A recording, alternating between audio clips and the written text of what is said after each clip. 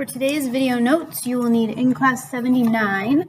We are actually reviewing an algebra topic today that you're going to need to be able to do in order to solve some of the problems on your Standard 18 assessment. We have reviewed these problems over the course of the year, every once in a while, but they have never shown up on an assessment problem before, but now they will. Part of the reason for that is that most of you will be transitioning back into Algebra 2 soon, next fall, and so making sure that you remember some of your Algebra 1 skills is important to us. So we are reviewing what's called factoring, or later on the sheet, solving by factoring. And in order to do that, there are several different methods that you may have learned from your algebra teachers. So I'm going to try to highlight as many of those methods as I can.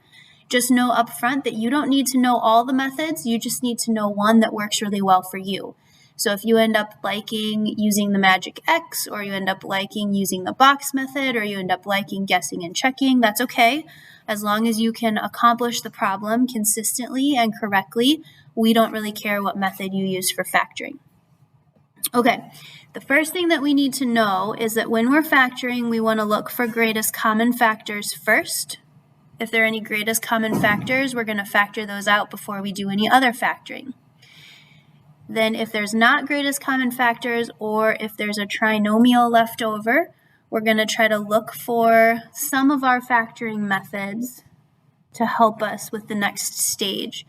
I mentioned some of those by name, but if you had a different teacher, they might have used different names. Some teachers use what they call magic X. It's not really magic, it's just like a way to organize your thinking. Some teachers use what they call the box method.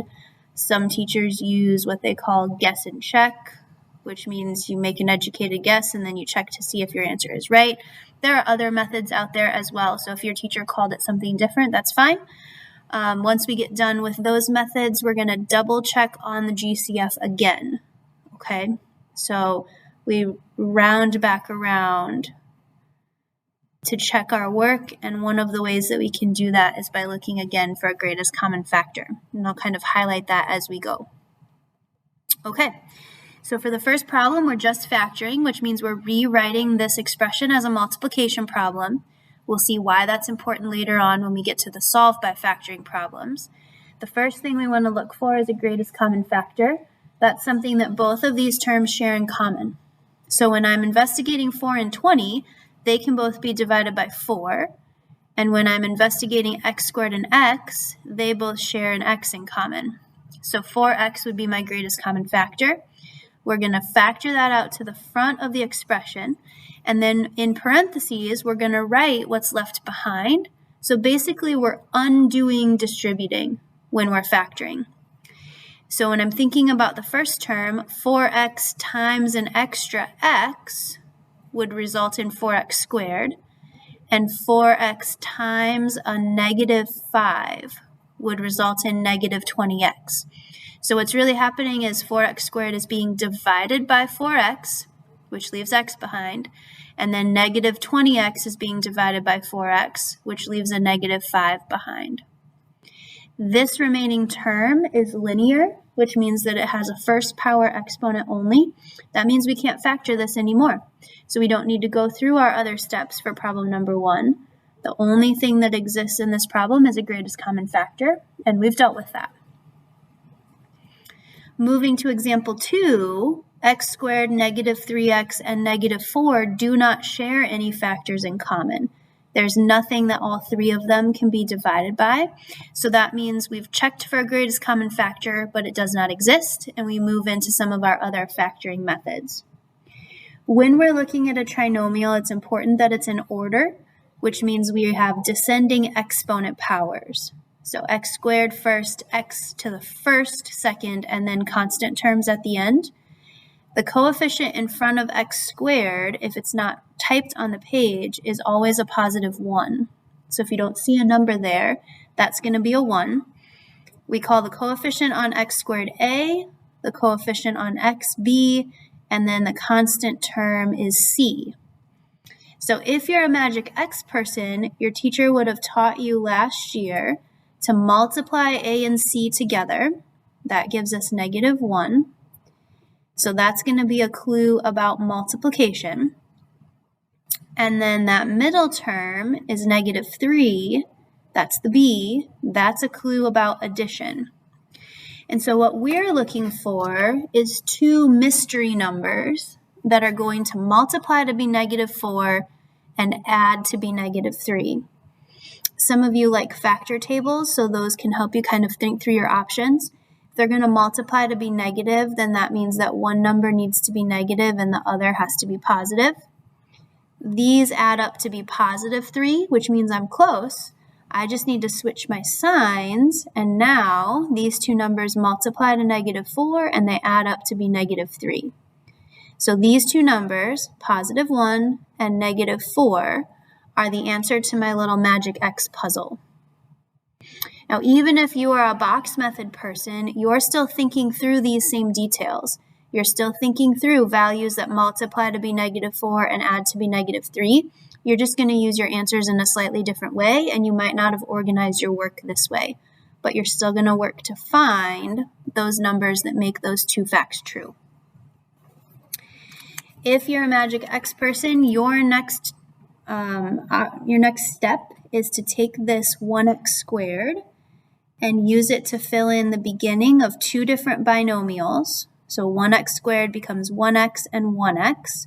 So we match the a value, but we take the x's and separate them. And then the values that you found, +1 and -4, fill up the constant parts of those binomials. We do a quick check here for greatest common factors to make sure that we haven't created a trinomial that is larger than what we needed. 1x and +1 only have 1 in common, so we could rewrite that as just x plus 1 to make it look a little bit more normal. And then 1x and -4 don't have any common factors other than 1, so that would be x minus 4. And that's what this problem looks like in factored form. Now, if you're like, nope, that doesn't seem familiar, then it could be that your teacher used the box method to help you out instead. So I'll go through that real quick for this problem. If this was your method of choice, you might want to fast forward through the box method and get to the next example. All right, for the box method, we're going to take this first term. So 1x squared is going to go in the top corner of the box. And then our constant term, our last term, -4, goes in the bottom corner of the box. We still think about things that multiply to be -4, a times c, and add to be -3. But this time, the answers that we come up with are going to go in the other two corners of our box with x's attached. So +1x and -4x. Those terms are splitting this middle term up. So if you think about +1x and -4x, they combine to make -3x. So we've just conveniently split up this b term to fill in our other two parts of the box. So then what we want to do is we want to look horizontally along the top, and we want to find a GCF. So x is in common, which means we pull an x out to the edge. We do the same thing with this first column. 1x squared and 1x have 1x in common, so we pull an x out to the top. And then we fill in these other spaces based on what it would take to multiply to be these new terms. X times -4 would be -4x, and then x times +1 would be +1x. So in the box method, your actual factored terms turn out to be out here along the edge. So we've got an x minus 4 term, and we've got an x plus 1 term. Those don't have any greatest common factors in common, so that is our factored form from the box method. Now, if you compare these two, you might think they're different, but they're really just written in a different order. They both have an x plus 1 and an x minus 4 factor, and with multiplication, the order that you write your multiplication factors in doesn't matter. So these are equivalent answers to that problem. All right, let's go ahead and take a look at example 3, and let's work through that method again. This is 1x squared minus 1x minus 42. So a quick check for greatest common factors doesn't lead me to noticing anything that they can all three be divided by. Remember that this coefficient is a 1. So when I'm trying to think about my magic x, or when I'm trying to think about my box, I need to be trying to find numbers that multiply to be a times c. So that's negative 42. And they need to add to be b, which is negative 1 in this case. If we're setting up our box method along the same way, I'll try to do the methods together so that we don't have to watch the problem twice. We would have our 1x squared and our negative 42 set up along that diagonal. Okay, let's start thinking about things that multiply to be negative 42. And if you need a factor table to help you, use it. Otherwise, just use your number skills. If we just start with 1 and 42, one of them would need to be negative, but those add up to be 41, nowhere close to negative 1. So if I bump that up to 2 and 21, they add up to be 19, still nowhere close. Keep trying things. 42 divided by 3, just double check my arithmetic so I don't make a mistake there, is 14. So negative 3 and 14, that's still 11 apart, so that's not going to work. I don't think 4 is a factor of 42. 5 is not a factor of 42, but 6 is a factor of 42. So I didn't give myself enough space here, but my next factor would be negative 6 and positive 7. That adds to be positive 1. So I found my factor pair, but I need to switch my signs. So we're going to have positive 6 and negative 7 if you're a magic X person, or we're going to fill in positive 6x to one box and negative 7x to another box if you're a box method person. Okay. If we're finishing this out with the magic X method, we're going to look at our first term here. That's going to give us a 1x. I'm just going to not write the 1 for both of our first terms in our binomials. And then a positive 6 attached to one and a negative 7 attached to the other. These don't have any greatest common factors. These don't have any greatest common factors. So that should be my factored form answer. If we're a box method person, we're going to look for what these two terms have in common. That's just an x. We're going to look for what these two terms have in common. I'm just going to write over the top of this table because I'm done with it. That's an x as well. X times positive 6 would give me positive 6x, and x times negative 7 would give me negative 7x. So then my two factors are along the top and the sides, x plus 6 from the top, and x minus 7 from the bottom, which doesn't have any common factors. So that's going to be our factored form answer. All right, go ahead and try example 4 on your own. Choose whether you're going to work through the magic X method and go straight to your factored form, or you're going to use your box method to get there. So go ahead and pause the video. When you come back here, we'll have an answer for that, and then we'll take a look at these problems that have coefficients other than 1. All right, hopefully you've had a chance to try this problem. You should have ended up with x minus 5 and x minus 4 as your two factors. You could have flipped the order on those if you wanted to. This one was a little bit different because we were multiplying to make a positive number, which meant our numbers needed to have matching signs. So either both be positive or both be negative. Since we're trying to add to be negative 9, we needed them to both be negative numbers. So that's what led to two subtraction binomials instead of one that was addition and one that was subtraction. All right, let's take a look at examples 5 and 6 where we have an a value of something other than 1 because this makes things a little bit trickier. We're going to use the same process, we just need to be really careful with the details. So if we're looking at a and c, we're going to multiply those together, which gives us positive 6. That's our clue about what we need our numbers to multiply to be. B here in the middle is positive 7, so that's our clue about what we need things to add to be.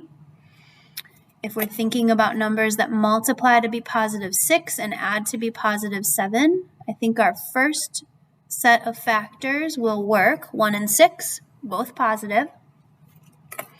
So if we're setting up our box method, we've got 2x squared and positive 3 in that first diagonal. And then we'll have a positive 1x and a positive 6x for our other two boxes. Okay, let's finish out the box method first on this one, even if that's not your method of choice, because that's going to help us to notice something about our magic X method that we need to be careful about. Looking at this first row, those terms have x in common. Looking at this first column, these terms actually have 2x in common. 2 and 6 can both be divided by 2. So now as we fill in our other parts of the factors, x times positive 1 would give us positive 1x, and 2x times positive 3 would give us positive 6x. So our factors this time end up having something other than a normal x. We end up with x plus 3, which is just a 1x, but then this factor has a 2x as its first term. These don't have anything in common, those don't have anything in common, so this should be our factored form answer. So let's take a look at what happens if we finish out our magic X method the same way we have been. We've been looking at this first term, and we've been splitting the x squared up to be our two first terms for the binomials. So if we look at our first term, that would lead me to use a 2x in both of these places, if I'm just splitting that x up to be in both places. But when I pull my factors in, plus 1 and plus 6, do you notice how this set of terms has a greatest common factor? That happens because 2x and 2x is actually 4x squared. So we've created too much in terms of our a value. So there's going to be a little adjustment that happens by getting rid of that extra factor of 2. It's going to show up in one of your binomials. These don't have anything in common, so 2x plus 1 is our first factor as is. But when we get rid of that extra factor of 2, this binomial becomes x plus 3, which matches our answer from our box method perfectly. So when your coefficient is something other than 1, this magic X method gets a little bit messy at the end. You have to remember to double check for greatest common factors, because if you set up the beginning of your binomials with 2x each, you're going to have an extra factor of 2 that has to disappear, has to be gotten rid of for this factored form to really equal the original expression. All right, let's try that one more time here. We've got 3x squared minus 17x plus 10. No greatest common factors as we get started on this problem. If we take our a and our c and multiply them, we're ending up with positive 30 as our multiply clue and negative 17 as our add clue. If we start going through the factors of positive 30, 1 and 30 would add to be 31. 2 and 15, there it is, add to be 17, but we need both of them to be negative. That way they add up to be negative 17, but still multiply to be positive 30. So if we are dealing with the box method approach, those same two numbers are going to fill up our second diagonal. So let me get my first one filled up there. This negative 17x splits to be negative 2x and negative 15x. If I'm looking at this first row, those factors now have 3x in common. I look at the first column, those have 1x in common. 3x times negative 5 will make negative 15x, and x times negative 2 will make negative 2x. So my two factors from the top, x minus 5, and from the side, 3x minus 2. These don't have any greatest common factors, which is what it should be, and we should be done in factored form using the box method. If we come back and we try that with the magic X method, we've got 3x squared, so we're going to set up our binomials with 3x's, knowing that that's too much. There's going to be an extra 3 somewhere. fill in your numbers from your little magic X puzzle. No greatest common factors here between 3x and negative 2, but right there, 3x and negative 15 share a 3 in common. So we're going to get rid of that extra factor of 3, which brings us down to having an x minus 5. Now, if we were to distribute this, 3x times x is 3x squared like it needs to be. And there's our factored form using that other method. Okay? Now, the real reason why we need to remember factoring is because there are going to be equations that we write coming up in our next geometry lesson that you're going to need to be able to solve by factoring. So that's what we're going to work on the second half of this page. If we're solving by factoring, we need the equation to be equal to 0. So we need it to be in descending order like it has been for all of these. X squared first, then x, then constant terms, but we need it to be equal to 0 on the other side. And I'll explain why when we get to the solving part. We also want to make sure that our a term is positive. So even though it would be easier to move this x squared over, that would cause a to be negative 1. So we're going to leave the x squared where it's at, and we're going to subtract the 10x and add the 25 instead. So this will transform the equation to have an x squared, then minus 10x when we subtract that term, plus 25 when we add that term, and then equal out to 0. At this stage, you're going to pick whatever your method of choice is, and you're going to get that trinomial to be factored. Looking at all three terms, there's nothing in common, so we don't need to do greatest common factor at the beginning. So go ahead and pause, use either your magic X or your box method, and I'll meet you back here to talk about how to solve it. Okay, whatever method you chose, you should have ended up with two identical factors this time, x minus 5 and x minus 5. Now, because this is a multiplication problem, what we're going to be able to do is use what's called the zero product property. The zero product property says that if things multiply to be equal to 0, the only way that that can happen is if either a is 0 or b is 0, or both are 0. And so what we want to do is split this problem right where the multiplication happens, and we're going to find out when the first term would equal 0 and when the second term would equal 0. Now for this problem, they're going to equal 0 at the exact same time because they're identical, but in most cases, you'll have two little equations that are different to solve, and you'll get two distinct, unique answers. But for this problem, we just get what's called a double root, x equals 5 both times. So the only time where this equation will be true is when x is equal to 5. Moving ahead to number 8, remember we need our equation to equal 0. Since this a value is already positive 1, we're going to subtract this 3x over. When we subtract that 3x over, though, something interesting happens in this problem. Positive 3x minus 3x is 0 x's. So I could write 0x in the middle and still solve by factoring, but I feel like this is an opportunity to review one other method for solving when we don't have an x squared and an x term. We've talked about this before. When this happens, we're going to solve by square roots, which means we want to move that 9 over to the other side of the equation. We want to square root both sides of that equation. And because 9 is a perfect square, that's going to give us a nice exact answer of 3, but we're in equation mode, so it's technically positive 3 or negative 3. Now, sometimes in geometry, one of those solutions won't make sense, or I suppose maybe both won't make sense, but for algebra, there are always two solutions when we square root, both the positive and the negative value.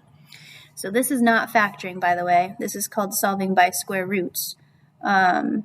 But that's an easier process to use when you don't have an x term. You just have an x squared and a constant term. All right, moving on to question number 9. Our a term is positive, so we're going to subtract 4 over. So to get this equation set up for factoring, it's going to look like 5x squared minus 19x minus 4 equal to 0. 5x squared, negative 19x, and negative 4 don't share anything in common. So you're going to pause and get this factored up, either using your magic X or your box method or your method of choice, and then I'll meet you back here for the solving part. All right, your factored form should have two terms. One term is 5x plus 1, and the other term is x minus 4. It doesn't matter if you have them in this order or not. Since we've got a multiplication problem equal to 0, we're going to split where that multiplication happens and set the first term equal to 0 and then the second term equal to 0. You can solve the second term in mind just by adding 4 to both sides, so that gives me one solution. This is a little bit more complicated. We need to subtract 1 first and then divide by 5. So the second solution will be a fraction, or I suppose you could write it as negative 0.2 as a decimal. But now we have two distinct solutions instead of two that match, like our example 7. All right, go ahead and try to set up number 10 for factoring by getting it equal to 0, and then get your factors set up, and we'll be back together to solve once you restart the video. We should subtract 16 to make that equation equal 0, and then our factored terms should be 5x plus 4 and x minus 4, again in any order. So if we split where that multiplication happens to use zero product property, 5x plus 4 will equal 0, and x minus 4 will equal 0. Again, this one is going to give us positive 4 as an answer, but then on this side, we'll get 5x equal to negative 4, and then x equals negative 4/5, or if you chose to use decimals, negative 0.8. All right, 2 to go. Go ahead and get the next one set up, and then meet me back here to see if you factored correctly. This one might be a little bit surprising to you. When we get the equation equal to 0, the constant term disappears, and so we might not have known what to do with this since there's an x squared and an x left over. Remember, your first step for factoring is always to look for a greatest common factor. It's just that in a lot of cases that doesn't exist. But in this case, 9x squared and positive 12x have 3x in common. So we factor out 3x. From the first term, there's a 3x left over, and from the next term, there's a positive 4 left over. So this is still a multiplication problem. One of our terms is just 3x that we said equal to 0, and then the other term is 3x plus 4 equal to 0. Divide both sides by 3, and one solution is x equals 0. Subtract 4 and divide by 3, and our other solution is negative 4/3. I would not write that one as a decimal because it's not quite as easy to keep it exact, but if you do, it would be negative 1.3 with a repeating bar over the 3. All right, one more problem to set up and factor, and then we'll solve it together, and we'll be done with our factoring review. Subtract 15 from both sides to make sure it's equal to 0, and then go through your factoring method. This should turn out to be 4x minus 3 for one of the factors and 2x plus 5 for the other factor. Setting those both equal to 0 using the zero product property, we're going to add 3 for this add 3, 0 plus 3 is 3, and then divide by 4, and x will be 3/4 or 0.75. And then on the other side, we need to subtract 5 and divide by 2, so x will be negative 5/2 or negative 2.5. All right, if you're struggling at all with factoring, that would be a great opportunity for you to use some RTI time since it is an Algebra 1 skill that we're going to be using in geometry, but we'll also continue to get practice with that as we go through our next lesson as well and see how it applies to our geometry problems. Thanks for watching today. We'll see you back in class.